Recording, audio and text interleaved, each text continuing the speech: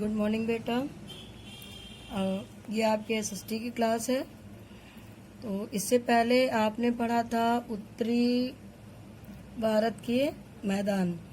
अब हम आगे पढ़ेंगे उत्तरी मैदान की घाटियाँ। उत्तरी मैदान की घाटियाँ कितनी होती हैं, ये हमने पिछले क्लास में आपको पढ़ाया था कि उत्तरी मैदान की 3 घाटियाँ होती हैं। नंबर 1 सतलुज घाटी, नंबर 2 गंगा बेसिन और नंबर 3 ब्रह्मपुत्र बेसिन। अब आइए हम जानते हैं इनके बारे में कि ये क्या हैं। तो सबसे पहले हम जानेंगे बेसिन के बारे में। बेसिन क्या है? बेसिन वह क्षेत्र है जो नदियों और उसकी सहायक धाराओं द्वारा सींचा जाता है। बेसिन क्या है?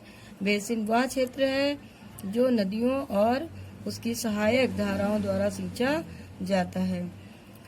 Number 1 Sutlej basin. सतलुज तथा ब्यास दक्षिण पश्चिम दिशा में बहती हैं। सतलुज नदी तथा ब्यास नदी कहाँ पर बहती हैं? ये दक्षिण पश्चिम दिशा में बहती हैं। ये पाकिस्तान में इंदुस नदी से मिलकर अरब सागर में गिरती हैं। यहीं पर क्या है? भाखड़ा बांध है। भाखड़ा बांध सतलुज नदी पर बनाया गया है। भाखड़ा बांध से बिजली बनाई जाती है। आप सभी जानते हो बेटा कि भाखड़ा बांध किस नदी पर बना है? भाखड़ा बांध सतलुज नदी पर बना है और भाखड़ा बांध से बिजली बनाई जाती है। दूसरा है गंगा बेसिन। गंगा बेसिन गंगा नदी पर बना है। गंगा नदी हिमालय पर्वत के गंगोत्री से भागीरथी के रूप में निकलती है। जैसा कि आप सब जानते हैं बेटा कि गंगा नदी की उत्पत्ति कहाँ से हुई है? हिमालय पर्वत के गंगोत्री नामक स्थान से इसकी उत्पत्ति हुई है। यह पर्वतीय ढालों पर बड़ी तीव्र गति से बहती है। ऋषिकेश के निकट गंगा उत्तरी मैदानों में प्रवेश करती है। गंगा की सहायक नदी यमुना है। घाघरा, गोमती, गंडक तथा कोसी नदी भी हिमालय से निकलती हैं।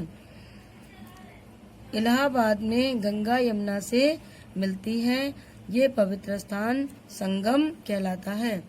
जहाँ पर सारी नदियाँ मिलती हैं उसे क्या कहते हैं? उसे संगम कहते हैं। जल धाराओं से घिरे क्षेत्र डेल्टा कहलाते हैं। डेल्टा किसे कहते हैं? जल धाराओं से घिरे क्षेत्र को डेल्टा कहते हैं। डेल्टा के वन सुंदरवन कहलाते हैं। सुंदरवन किसे कहते हैं? डेल्टा के वन सुंदरवन कहलाते हैं। यहाँ बहुत से जंगली जीव पाए जाते हैं। बेसिन के उत्तरी भागों में वर्षा अधिक होने से यहाँ पटसन तथा धान की फसल अच्छी होती है। तीसरा है ब्रह्मपुत्र बेसिन। ब्रह्मपुत्र नदी तिब्बत से निकलती है। यह बांग्लादेश, अरुणाचल प्रदेश तथा असम से होकर बहती है। इस बेसिन की मुख्य फसलें चावल तथा पटसन है। यहीं पर चाय भी उगाई जाती है।